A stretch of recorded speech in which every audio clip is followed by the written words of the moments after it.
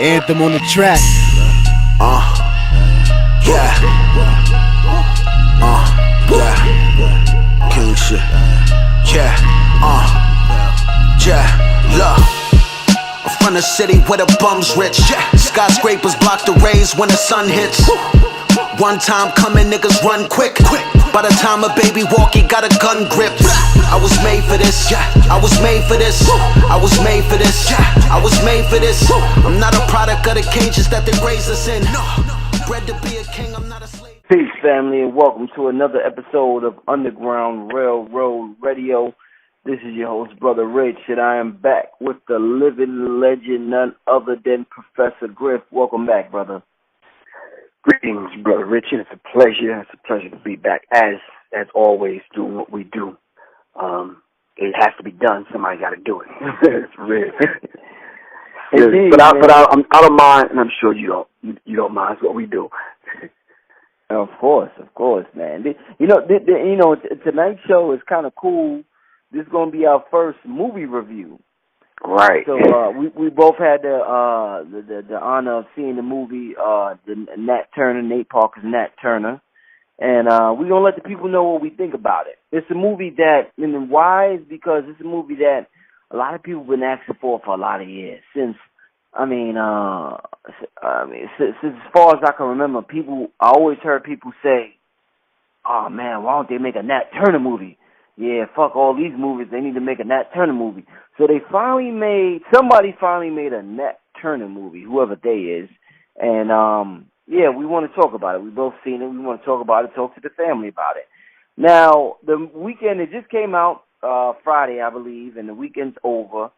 If you Google Nat Turner movie, you'll see a bunch of headlines. Why Birth of a Nation failed at the box office. Everybody said it lost a lot of money and it wasn't a success. It was an epic fail. Some people, one website says it was an epic fail. So there's all types of reviews about the birth of a flop. The website, The Root calls it the birth of a flop. Nat Turner biopic fails to live up to its hype. So, all these websites, there's all types of negative press about it after its opening weekend. We had a situation with Nat Parker, all the controversy surrounding that brother with the rape case.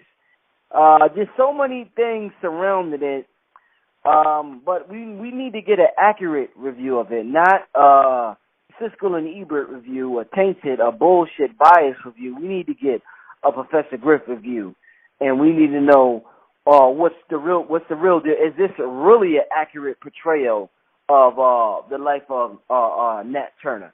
So with that being said, Professor Griff, what you see in the movie, I guess to start out with generally, with what you've seen, with the reviews you heard, the criticism, the constructive reviews, the woman that's against him because of rape, the people that love him because of what he put together.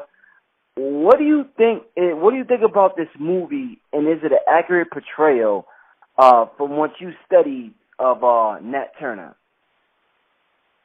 First of all, Brother Rich, I would like to say that I want to commend the brother for being gutsy enough and to sacrifice, his time, his energy, his effort, his family, and all the things that he sacrificed to actually attempt to even garner up enough energy, even think the thought about making a Nat Turner movie.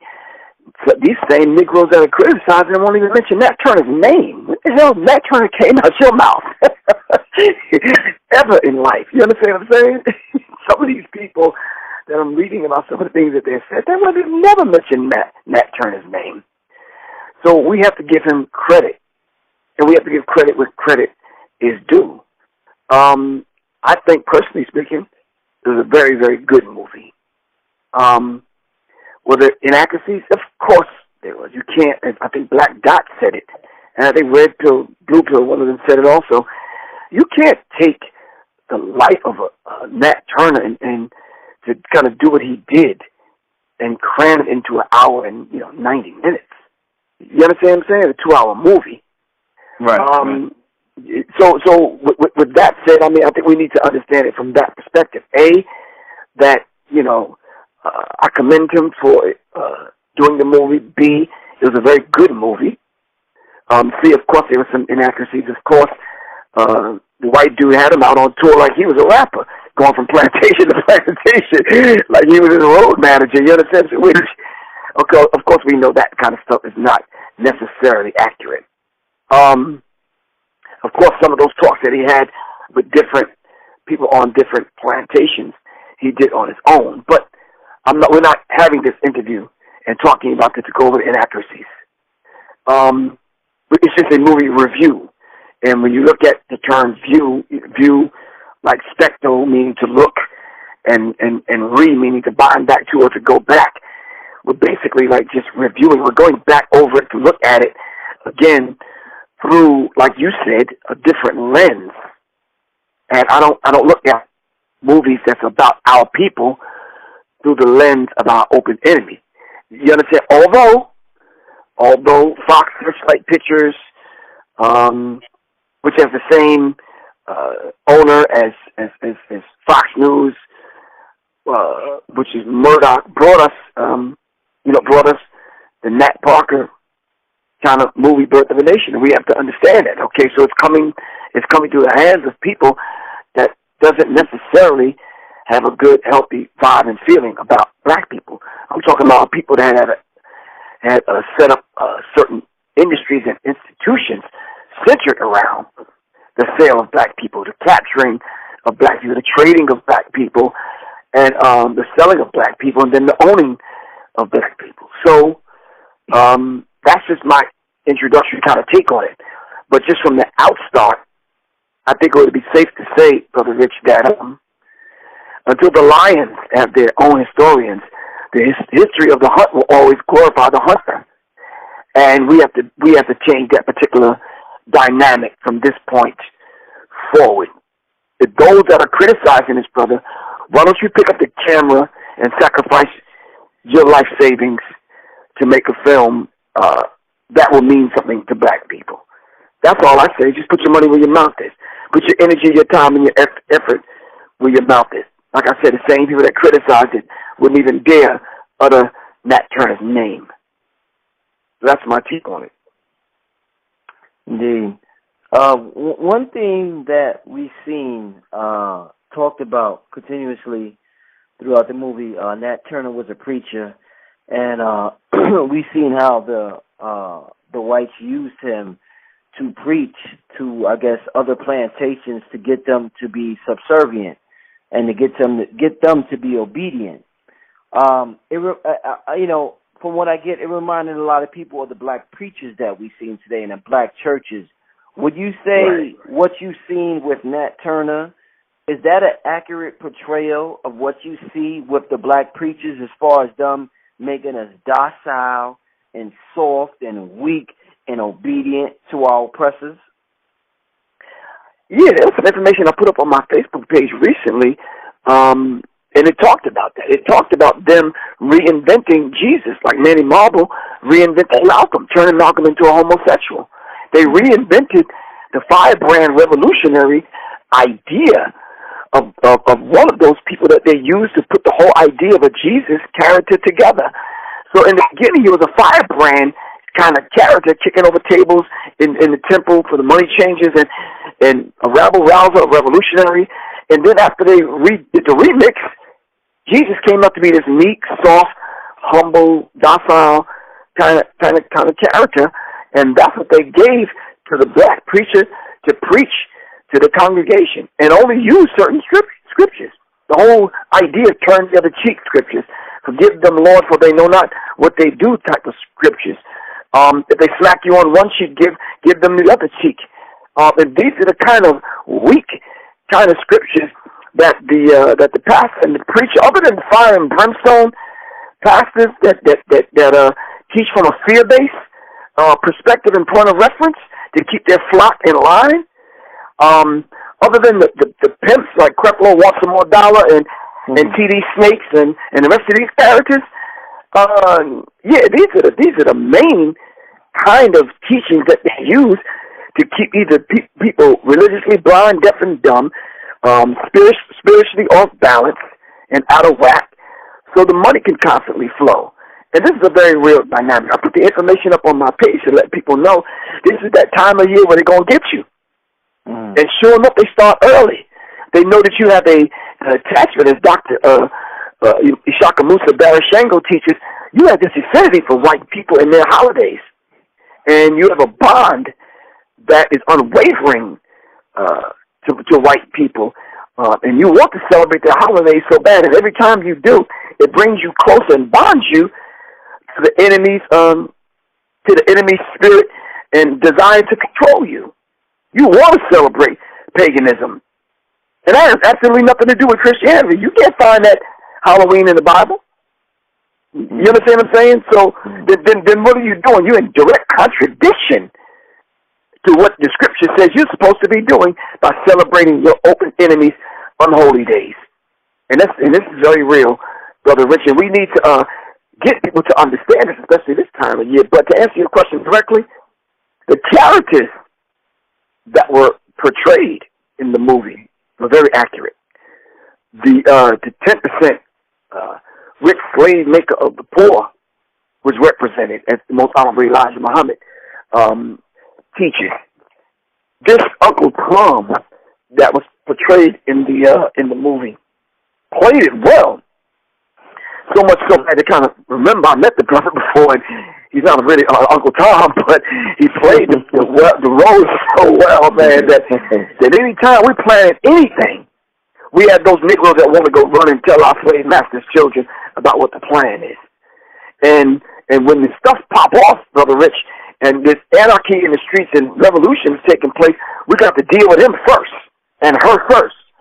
And this is a very real dynamic. So the young cat that ran and told about the insurrection. I was going to ask you about. Do you feel a way about that young man? Do you feel as though he's a sellout, or do you excuse him because of his age? No, I'm not excusing him because of his age. Plain and simple. If you're of age to go tell, then you're of age to keep your behind quiet. You understand what I'm saying? There was a saying back in the day coming up from my cats that I knew from the West Coast. He said, real killers keep their pages on silent. You understand what I'm saying? On vibrate. You understand what I'm saying? Right. And if you didn't want to be up in that space, if you was a punk and was going to be a punk about it, keep your mouth shut. Plain and simple. Go back to the plantation and resume your normal duties. But keep your mouth shut. This is why Harriet Tubman carried a shotgun, Brother Rich, for characters just like him. And I don't feel sorry for him. But you see, at the end of the movie, he ended up being on the side of the Confederate, right? Right. How did you feel about that? That he went to actually pick up an arm to fight other black people in the Civil War. It's crazy, man, but it lets you know the mind state of people today. Like, they will do exactly. That. We have those characters. Yeah. We have those characters walking among us today, Brother Rich. Yeah. In rare form in 2016, wearing 3-piece and 2-piece suits that belong to fraternities and sororities that are in public office, that teach our children at the school and give us weak-ass, corny-ass sermons on Sunday. We have them same kind of people walking among us right now. So the women should be applauded at the roles that they played, and everyone from the grandmother to the brothers to the sisters and brothers in the circle, practicing the Ifa and the Yoruba tradition in the movie, and keeping those African traditions and those spiritual concepts alive in the movie. That was beautiful. You understand what I'm saying? Mm-hmm. Good. Pardon me? No, go on. Good. Well, I was just going to ask, when you mentioned a woman, one of the things that stood out to me was, the love situation with Nat Turner and his wife, and when he first laid eyes on her, and he tried to convince his so-called slave master to get her, because obviously he had some type of affection toward her when he first seen her. And, it makes you think about that bond that the black man and woman got, and that we should have, even if we don't have. And I guess the question I got to ask is that a lot of women who see that or who hear about this film, they may feel as though we're being insensitive by talking about the film, by saying we like the film, and not bringing up the fact that the director was charged with rape, or the fact that Nate Parker is married to a white woman. So how do you feel about liking a film, big up in a film, giving props to a film, telling the people how much you love a film by a director who does a Nat Turner movie, but he goes home every day to a white woman, but he was charged with rape allegation, but there's a whole bunch of black women that feel as though they're not going to support this because they're totally against what this man represents. So do you think we're being insensitive by liking this movie without taking into consideration all the subplots involved with it? I mean, all the the other stories involved with this movie. That had happened in real life, right? Right, and that are happening in real life. Okay, yeah, right. I understand what you're saying, and I've heard this over and over and over for the last 2 or 3 days. Let me just say this without people thinking I'm giving the brother a pass or leaning towards giving the brother a pass on any level. I commended the brother for his efforts on having the gall to even think of an idea and sacrifice his money to put a movie together, not for his sake, but for our sake. That's what I gave him credit for, which is a beautiful thing, and I applaud him for his sacrifice. Do I, when I've heard a Martin Scorsese film or Oliver Stone film or a Spike Lee film, or do I look at the director and the writer and do I go into their personal lives? No, I don't think so. I do that. Do you do that? No. We don't. I mean, the Born Supremacy, Born Identity, Born Ultimatum, all these movies that came out, which I love. I don't look at the writer and director and say, oh, he was drunk one night and got charged with DUI.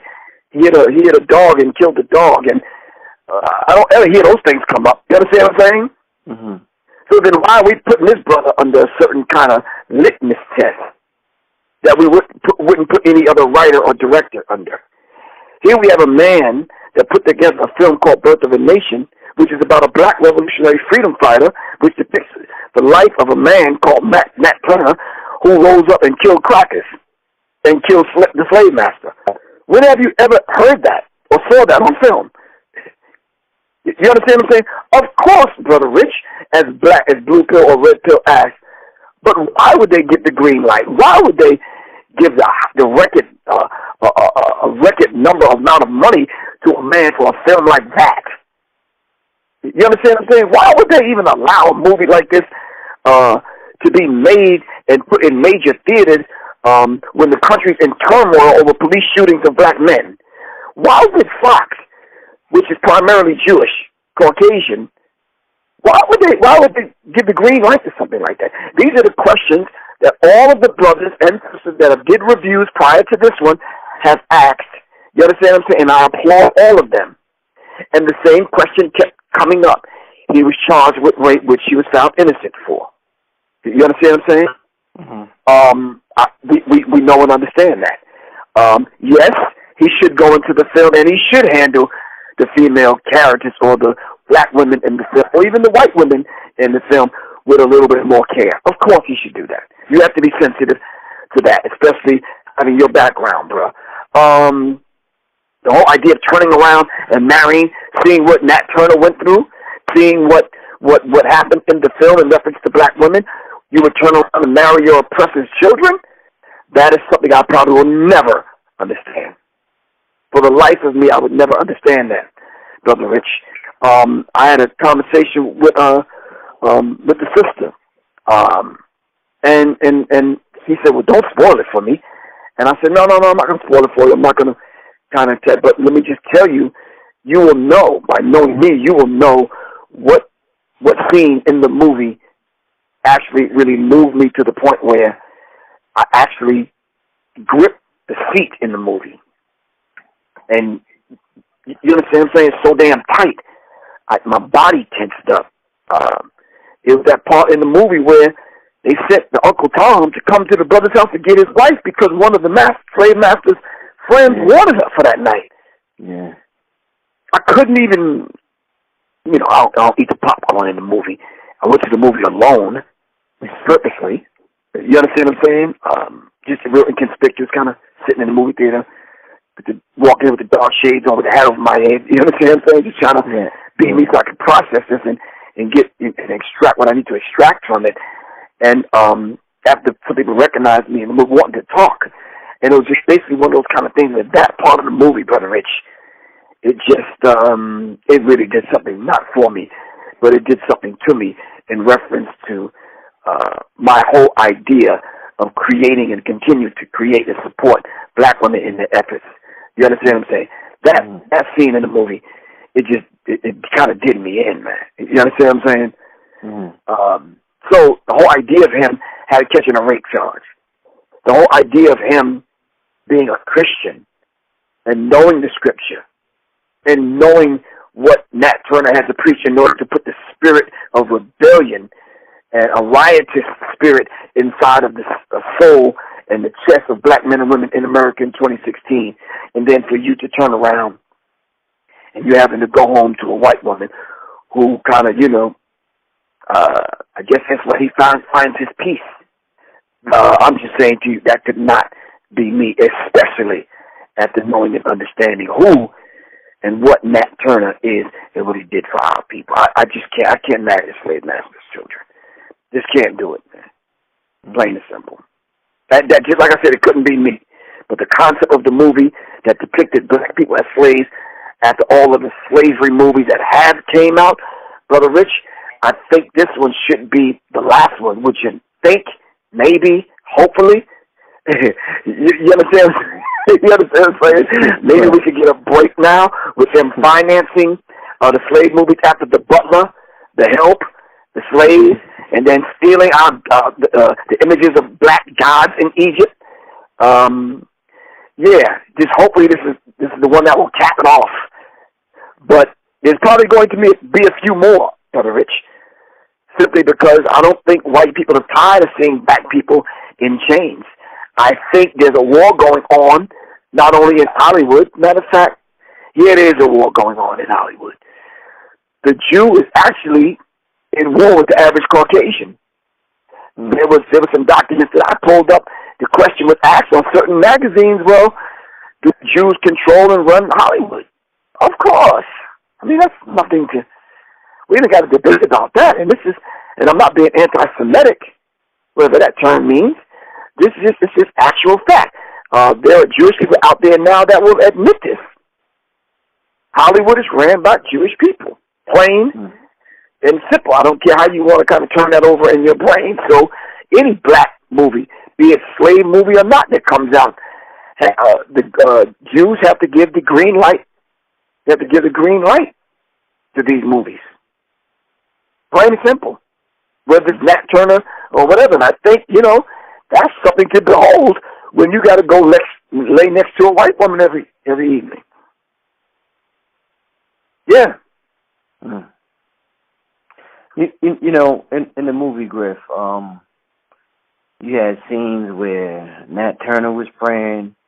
You had scenes where, the other brothers and sisters was praying. You had scenes where the white people, they was having a dinner, so the white people was praying to God. And everybody was praying to God. No matter what dirt you was doing, what good, what bad you was doing, everybody was praying to God.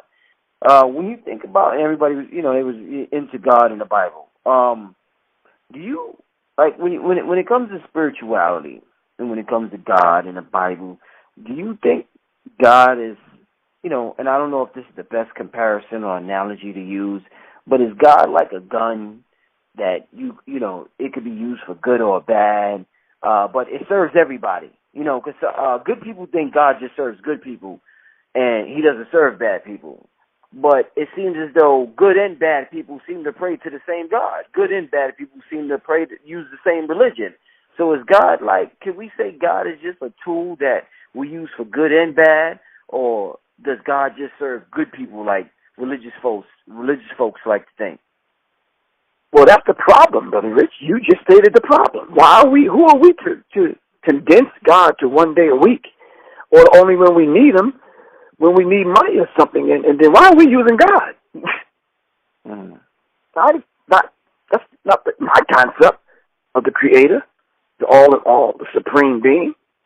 That's just not my concept. So for good and bad, people use God for their own particular convenience.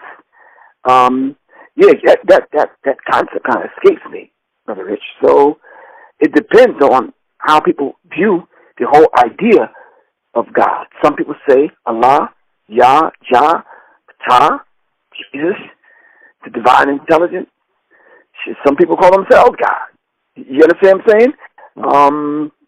So we have to settle on the fact that, yeah, Brother Rich, it depends on people's idea of what God is. On my Facebook page, on the left, up under my picture, it says the intro.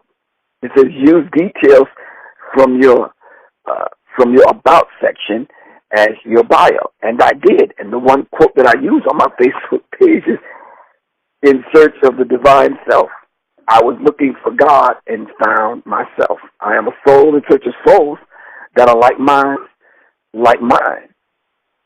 Some people say, you're being a hypocrite, Griff, because that's on your page. Don't you use God? No, I'm God having a human experience. Mm-hmm.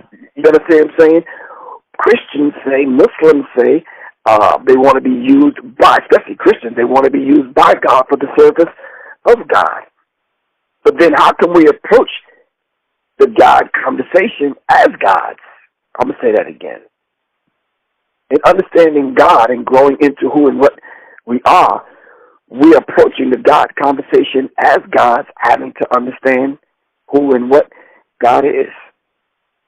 And primarily through the lens of our open enemy. This is why I put Caesar's Messiah, the movie, documentary film, on my page. This is why I put the movie Anonymous. Was Shakespeare an actual person? And who wrote these vignettes? And who wrote these plays by Shakespeare? And what role did he play in bringing a council of men together to rewrite the Bible? You understand what I'm saying? Because we're actually looking at God through the lens of our open enemy. You know why we have to answer this question? The whole idea of using God. I apologize, go on. No, you just made me think. In the movie, one of the slave overseers, I don't know what term they used in the movie, they was asking the other white slave overseers, they were saying, how do you get your slaves to behave so good? And the other white dude responded by saying, well, they are God-fearing. So right. What do you think about this concept of fearing God? We become Muslim, we become Christian, and we fear God. And because we fear God, we do certain things that might jeopardize, I guess you could say, our dignity, our integrity, or the betterment of our race, because we fear God. We fear what he might do if we disobey some of his commandments. What do you think about that concept of fearing God? Running the risk of sounding like Ishaka Musa Barashango, which I definitely don't mind. Running the risk of sounding non-religious. Running the risk of sounding very spiritual. I don't do the fear God thing. I don't. Why would I want to fear my Creator? That's not. That's some of the things that they rewrote and remixed the Bible with to put in there to control people. Right. I would never do that. I would never teach that. There is a natural, and please understand this point. I'm not contradicting myself. There's a natural fear that comes with the unknown. There's a natural fear that comes with submitting to the higher self. There's a natural fear there. Why would I want the state or the religious oligarchy or the international religious banksters, pimps, to come along now and beat me upside the head with the whole idea of being religious mongers, beating me over the head with this fire and brimstone. If I don't do this, I'm going to go to hell. You understand what I'm saying? To the point where they viewed us as animals, and the only thing that would bring us in line is the fear of not only the slave master and the whip, the fear of being lynched and castrated and raped, but also the fear of a blonde-haired, blue-eyed Jesus that they put on the cross and made us bow and submit to, Brother Rich. So this whole idea of fearing God has a lot of people in a religious chokehold. You understand what I'm saying? Got you in a spiritual headlock. And this is not something I would ever teach my children or anybody in my sphere of influence. Henry Berry stood up on the floor as a Virginia House of Delegates back in 1832, I believe, and basically said we have only to go one step further to extinguish the capacity to see the light. You understand what I'm saying? And our work will be completed. They would then be reduced to the level of a beast in the field, talking about black people. And we should be safe after that. Then comes the Willie Lynch letter. You understand what I'm saying? The Willie Lynch shit. And this is the tool that they use along with the Bible in order to beat black people into submission for the next 300 years. And this is critical, Brother Rich, with documents, with images, with fear of being castrated, with fear of being sold down the river. You understand what I'm saying? They use these documents to keep us in check, and it's the same thing they do today. Nat Parker being interviewed asked the question, what happened if we started celebrating Nat Turner as a hero? But too many of us get the wrong side of history meshed with the fearmongers, the religious fearmongers, meshed with those that are profiting off of black people's misery. We get all that jumbled up and confused, and then we end up with a book like The Confessions of Nat Turner, which was inaccurate. Begging and shuffling and competing for the affection of his slave master's daughter. That's probably Nat Parker in real life, or Nate Parker in real life, but it was inaccurate. The Confessions of Nat Turner. There's other books out there that talk about the children of Southampton and other books that we can read and give to our children to read, which tells an accurate portrayal of who and what Nat Turner was actually about, and his insurrection and his rebellion. There were other rebellions, Brother Rich, in history, and we need to kind of understand that and respect it, for what it is. For real. Now, what would you say to the people who they may listen to you on a weekly basis, or they hear about you and they hear your work consistently, and they may see this Nat Turner movie, and they may say, you know what, Professor Griff, you see, things have gotten much better for your people. This movie portrays slaves getting their teeth knocked out. This movie portrays slave masters raping some of the slaves' wives when they wanted to.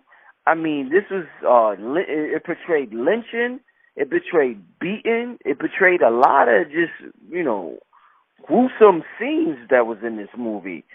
What would you say to those that say, Griff, I understand you're complaining, but you have to admit America has grown and has gotten better, and it won't get better overnight, but Griff, America is getting better. So you have to acknowledge that America is improving, while at the same time you acknowledge everything that has happened in the past. Brother Rich, I'm going to take my time answering this. I want those people to step up to the plate and show and prove to me that America has gotten better. There's a meme that I saw where brothers chained up as slaves. You understand what I'm saying? And then the next side of the meme was brothers tied up and chained up by Visa, MasterCard, Discovery. You understand what I'm saying? Debt. So slavery is slavery regardless whether it's mental slavery, spiritual slavery, or physical slavery. When the slave master and the slave both pray to the same God in 2016, that's still presents a problem. Okay. The slave master saying, Jesus, help my slave to obey me and never try to escape. And the slave being whipped saying, Jesus, help me. Help me and help me understand why the slave master is whipping me. So come on, brother. That is, so if America's gotten better, I've yet to see this. When you read the book, The $40 Million Slave, The Rise and Fall and Redemption of a Black Athlete by William C. Roden, you understand what I'm saying? Can you honestly say that America has changed? When we see black men and women being shot down in the highways and byways in America, can you actually honestly say America's actually gotten better or actually changed? It probably changed, but it's changed for the worse. Can you actually honestly say since the 1800s, D.W. Griffin's Eight Wonders of the World, Birth of a Nation, at that particular time, was probably the set of instructions that gave courage to the average white person to let them know that white people are still in charge, and actually was a blueprint for white people, how white people should conduct themselves in dealing with black people, and the black brute, which is the black man, and how he was depicted in that particular movie, Birth of a Nation. Mind you, it was a silent film, so you had to shut the hell up and be quiet and understand what was going on by just the body language and the countenance on people's faces. Am I right or wrong? Right. So I think it was Black Dot that said the movie is called Birth of a Nation for a reason, which lays out the genesis of our oppression in the form of religion, fear, manipulation, mind control, and the destruction of the black man in front of his woman, the destruction of the black woman in front of her man, child abuse, betrayal, house niggas, overseers, etc. For all of the inaccuracies in the movie, believe me, they've got this part of the movie absolutely 1,000% correct. And they've actually, this is why when I was asked, Kavan, should I allow my children to go see this movie? Yes, it's a valuable history lesson.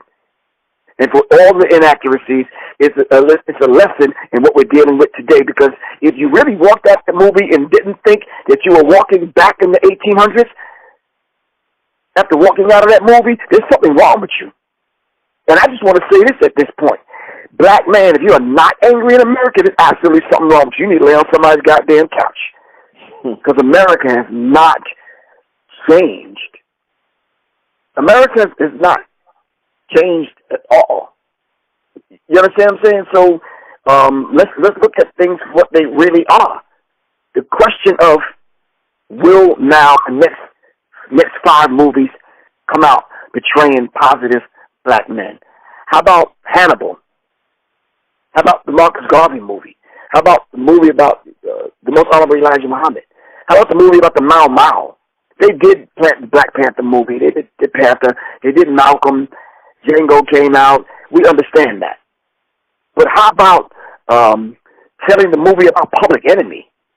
And let's not glamorize it. Let's not make it made for the big and the small screen. Let's tell the truth about it. You understand what I'm saying? Right. So, everyone, every review that I saw, an article that I've read, it talked about the concern about the white wife and the concern about, the rape allegations and him getting off. And it talked about that. It talked about that stuff.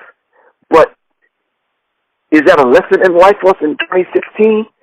Yes, it is. It's a very valuable lesson that I think those of us that are really brave enough to do it, like you were the other night when you went to see the movie, you had to put all of that aside and go see the movie, not for the purpose of having an interview with Professor Griff. You wanted to see it to understand it from your own perspective. Mm-hmm. You understand what I'm saying? Mm-hmm. And, and so did I. I just said to myself, okay, I'm going to go check it out. I'm going to put all these things I've heard aside and go see it. But I walked out of the movie. It made me appreciate my elders. It made me appreciate the people that's in my life now. It made me appreciate the conversations I've had about Carter G. Woodson's The Miseducation of the Negro. It made me know and understand that I had to read Ginsberg's book, 500 Years of Lynching. It made me know and understand that I had to go back and revisit Without Sanctuary. It made me go back and listen to the slave narratives It made me go back and understand why Negroes that are YouTube scholars today are so ignorant about slavery and what happened with us. It made me go back and pick up Marimba Ani's book, The Ma'afa, to understand those journeys that we took coming over in the holes of ships. It made me go back to the Most Honorable Elijah Muhammad's teachings and what Malcolm said and giving us, and what the Honorable Minister Louis Farrakhan said and giving us those lessons about what really happened with our people, with the 600 million people we lost just in the Middle Passage. So it made me go back and study these things and renew my history, which is a beautiful thing because all of us need a checkup from the neck up. And anyone that would deny that is fooling themselves. You understand what I'm saying? So there's a movie being promoted now called 13th, I believe. Yeah, which, it's on Netflix. It's on Netflix. Which I'm compelled to see. I respect people's work. But we have to, when we're not being financed by Jewish people from Hollywood, we have to be able to tell our story, and our story needs to be told to us by us. Mm-hmm. Indeed, and real quick, Professor Griffin, I know you touched on this before, but for those who haven't heard you, what does because in the movie, Nat Turner's wife, when she was doing something in the woods, like in the field or something, and the white people asked her, "Well, where's your pass?" They kept asking them, "Where's their ID?" Mm-hmm. Well, how did you get out here? Where's your ID? And you know, a lot of times we, when black people are in white communities, that's what we're told. If we're driving and, you know, they notice you're black, it's the same thing. Let me see your ID. They may not even say what you're doing in this neighborhood no more, but they'll pull you over and ask you, let me get your driver's license and registration. So it's a very similar scene that we go through now when we're out of what they call our jurisdiction, when we're outside of the ghetto. It's like, well, what the hell is this nigga doing out here in Beverly Hills? So they ask for ID. Tell the people real quick, with that being said, tell the people real quick the origin of the police in this country, for those who may not know the origin of the police.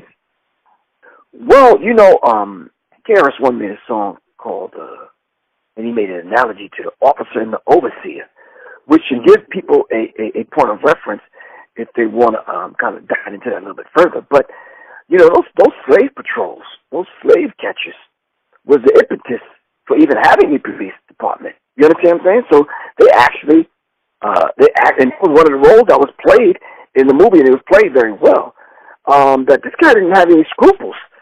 If they catch you and you didn't have a pass and you didn't say who owns you, you didn't leave without being punished. Right.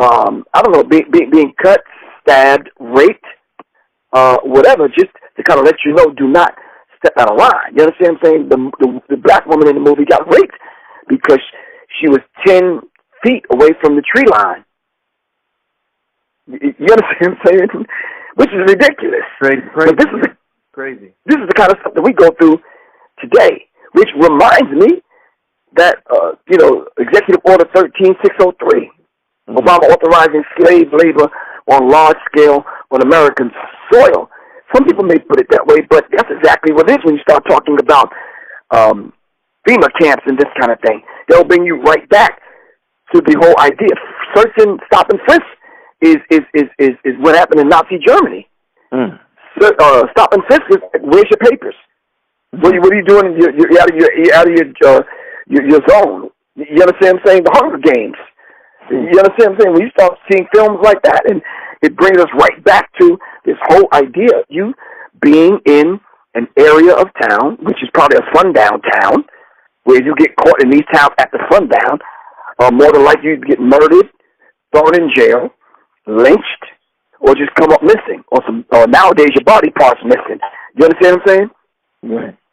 So we have to understand this particular dynamic, and we have to know that truth nowadays in 2016 is the new hate speech. And during times of universal deceit, telling the truth becomes a revolutionary act.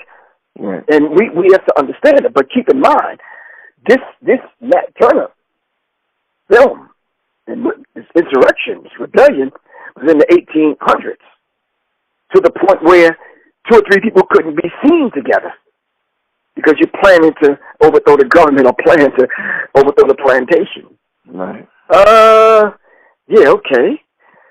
So you actually got together and had meetings and brought an army to get a small army together to actually rebel? Wow, that took some courage, Nat Turner. You understand what I'm saying? And for the people that's listening to this, that up until now you just found out that you were black and you just found out who Nat Turner is, shame on you. But we're not going to hold anything against you.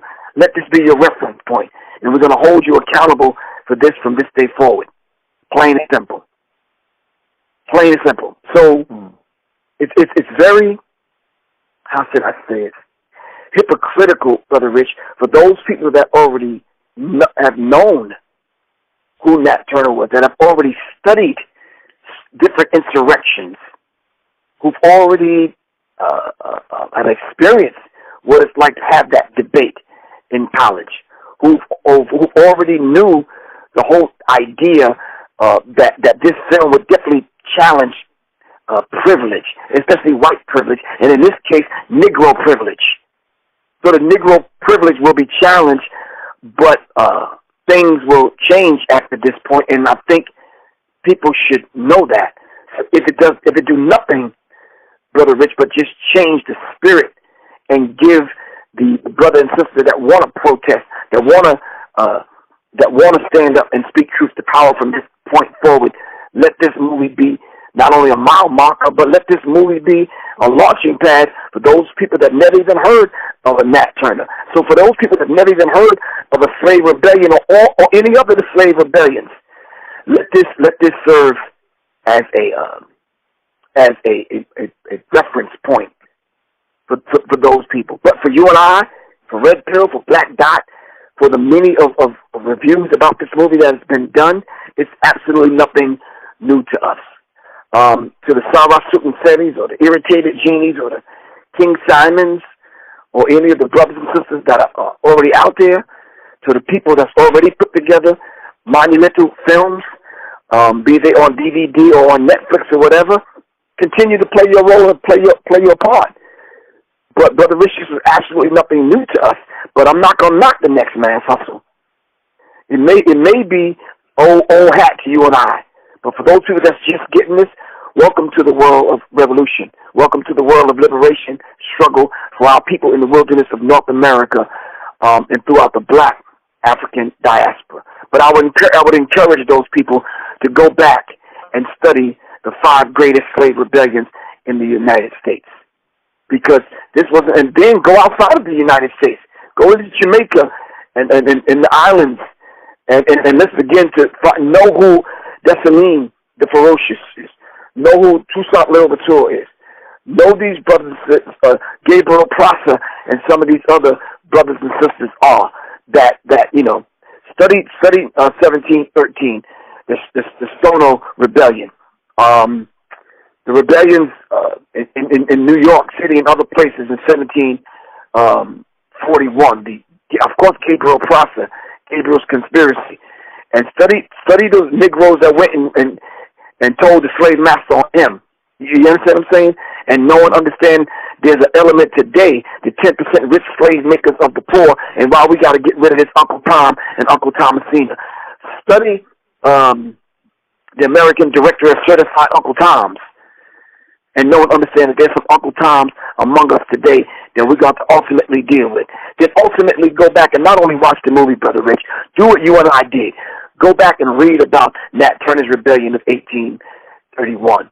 Know who the children of Southampton are. Know where is Southampton in Virginia, and study what happened and what was the conditions back then that led to that rebellion and uprising. All right? So that's my take on it, Brother Rich. I know I'm wordy, but what could you say on a situation and a conversation like this that deserves 2 or 3 hours, that we can only give it a short hour? Right. And some people, for some people, Professor Griff, like you said, this is a launching pad to learn about other slave rebellions or to learn about who exactly Nat Turner is. And when we usually see, when these Hollywood movies come out, there's usually talk on the black side about conspiracies as far as suppressing knowledge as far as our history and uplifting the white ego or the white psyche. There's a group of white people with this movie that feel how we usually feel. They feel as though this movie is about uplifting our ego and making us divisive and making us dislike them. And there was boycotts on this movie. There was boycotts in New York about this movie. So what do you feel about those white people that say, you know what, now we feel like how you niggas feel. You niggas thought the movies was against y'all. Now we feel like the Jews done made the damn movies against us. And they want y'all to hate us, and they want a race war and this and that. What would you say to people that feel like this is a propaganda movie? I mean, for the headline hunters, I understand that. But let's be very clear. The hero in this movie got lynched. I'm going to say this again in English. The hero in this movie got lynched. His skin was stripped off of him. They drained his blood, chopped up his body, and used his blood and the oils from his natural oils from his body to grease their wagon wheels. And so let's stop that. Is this some white fear? Would you say? I think the only fear is fear itself, as Living Color would say. But I think the fear is deep down in the psyche of white people. They know white people owe them a real ass whipping. You understand what I'm saying? Right. And anything that would lead to that end or that conclusion or that reality, white people are going to fear it consciously or subconsciously, but nonetheless, they're going to fear it, Brother Rich. And anything that would give us the idea of wanting to come together, to put together an army to defend ourselves against racism, white supremacy, white people are going to fear it, whether consciously or subconsciously determined. And that's just real. But that lies in the psyche of white people, not in our psyche. We understand what this is.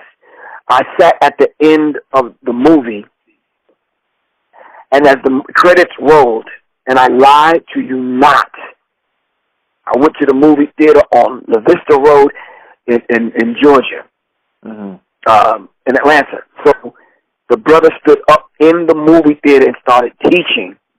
I lied to you not, Brother Rich. At the top of his lungs, he started talking about, y'all better pay attention. This is what they trying to do right now. Y'all better hear what I'm saying. Y'all better come together and unite. Get a knowledge of yourself. This was the brother preaching in the dark in the movie theater. And guess what? People stayed and listened to him. Wow. In a dark movie theater.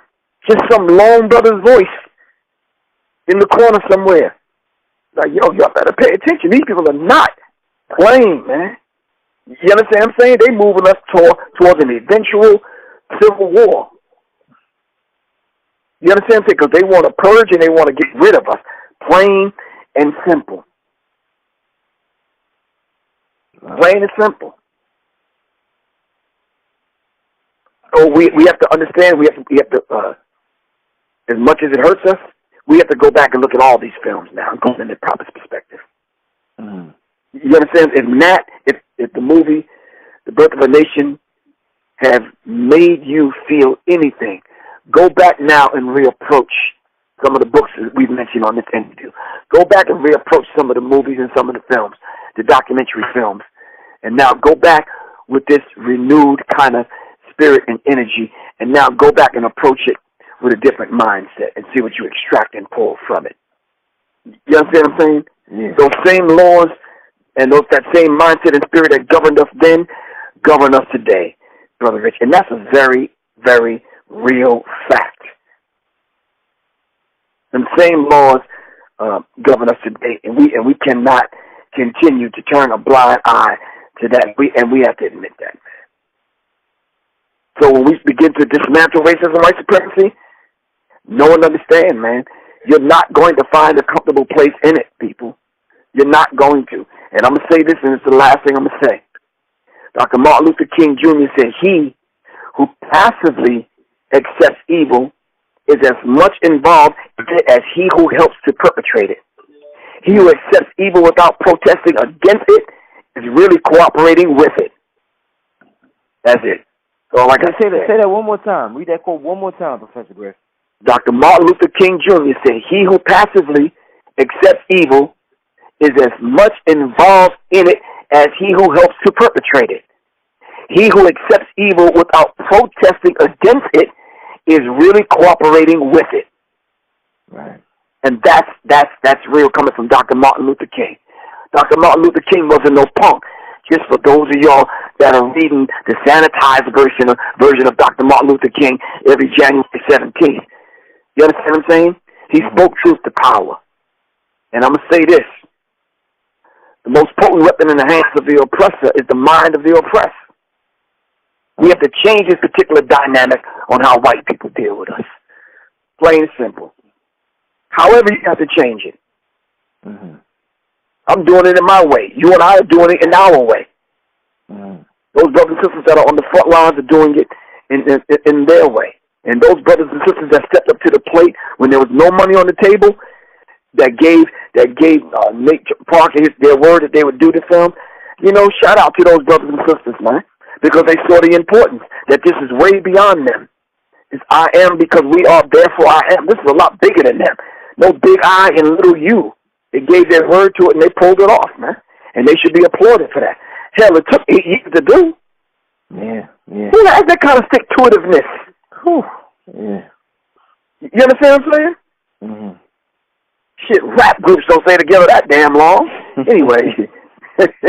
Oh, man. What I'm saying, Brother Rich. No, that was an excellent way to end it, Professor Griff. Once again, leave the people your contact info. Let them know what you got coming up, brother, so they could get in contact with you. People can contact me directly by calling me at 678-557-2919. That's 678-557-2919. People can just email me at seriousmindinfo@gmail.com, or just hit me up on Facebook. Excuse me. Just put in Kavan Shah, or just Professor Griff, or just Serious Minds, and you can correspond with me there. I am actually going to be with my good brother, brothers plural, Black Dot and Darren Muhammad on October 29th, man, Saturday, October 29th, at the Blacks and Wax Museum in Baltimore, Maryland. That's 1601 East North Avenue, Baltimore, Maryland. That's Saturday, October 29th. You can call 443-801-9863. That's 443-801-9863. Doors open up at 5. Lecture begins at 6. Myself, Black Dot, and Darren Muhammad is hosting it at the Blacks and Wax Museum in Baltimore, Maryland. I'm going to be talking about, Black Dot is going to talk about urban culture decoded. And it's something we need right now. We're going to talk about hip-hop. We're going to talk about police brutality. We're going to talk about these organizations that are stealing the thunder of some of the organizations that are being quiet right now for the sake of me. I don't know why, but I'm going to talk about America entertained by black pain. I'm going to talk about the fraternal order of police brutality. That's going to be my subject, and however it comes out, it just comes out. But we have to talk about the fraternal order of police brutality, which is the name of a book that I was putting together. And it's critical, and we need to take that into serious consideration, Brother Rich. The fraternal order of police brutality entertained by black pain. That's what we're going to be talking about on October 29th. I'm traveling around the country. I'll be this weekend. I'm sitting in with Minister Farrakhan at the Holy Day of Atonement in Atlanta at the Fox Theater. Get your tickets. They're going kind of fast. I'm definitely going to be in the building.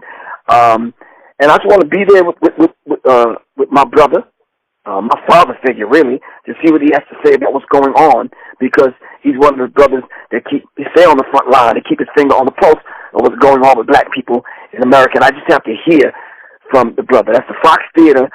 It's this weekend in Atlanta, Georgia, I believe this Sunday. You can give me a call at 678-557-2919, one night, or I'll just put it up on my Facebook page. And I'm proud to announce I'll be back in the Shy on the first week of November.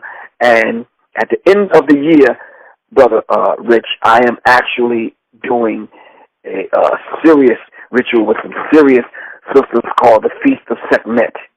And I'm going to be the keynote speaker. And we're going to go through those rituals. We're going to break bread the way we should break bread as we bring in a new year, as we make another rotation around the sun.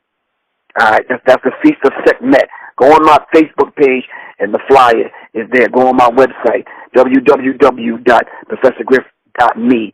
The flyer will be there. The Feast of Sekhmet, December 31st. All right? Yeah, that's a lot of stuff coming up, man. People rewind. I don't mind doing work, man. I don't mind being busy for real, man. That's what's up. That's what's up. And what's the website to donate to the documentary you got coming out? www.gofundme.com/artifactual. Support the film. It's just one thing that we're doing to keep our culture alive. I mean, the brother has traveled for 20-some-odd years, collecting for 20-some-odd years. I've been traveling with him for 10 years, and he's amassed 7,000 artifacts. We're just putting a film together to put it in place so we can pass that down to generations that that need to see the film and know and understand what our history and our culture is absolutely about, for real. For real, man. That's dope.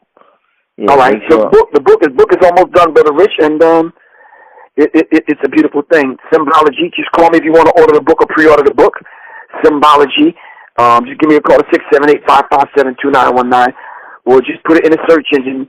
The information will come up, or just go to my site, www.professorgriff.me, if you want to pre-order the book, Symbology, me decoding these symbols. Please pick up the book, Jews Selling Blacks, Auction Sales, Exposing the Shallow Roots of Racism, White Supremacy. All right? Indeed, y'all. And this is Brother Rich, man. Make sure you support Professor Griff, and y'all rewind what y'all got to rewind as far as this video, and write down what you got to write down to support the brother, get what the brother got to offer. I appreciate everybody for watching and listening as usual, and we're going to see y'all next week. We appreciate everything. I hope y'all went and see Nat Turner.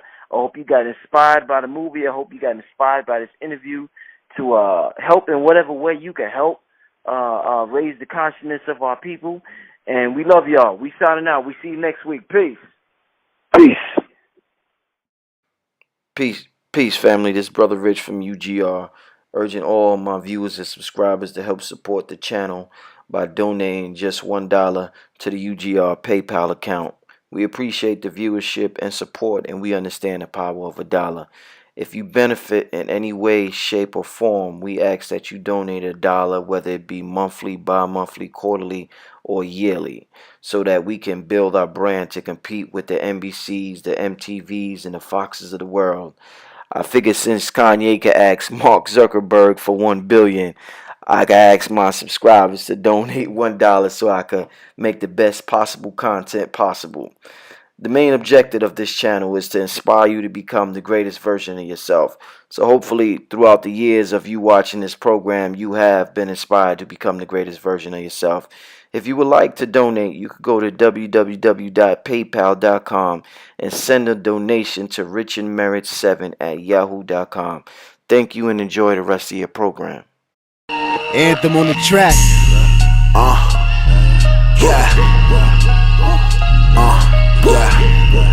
King shit. Look. From the city where the bums rich. Skyscrapers block the rays when the sun hits. One time coming, niggas run quick. By the time a baby walk, he got a gun grip. I was made for this. I was made for this. I was made for this. I was made for this. I'm not a product of the cages that they raised us in. Bred to be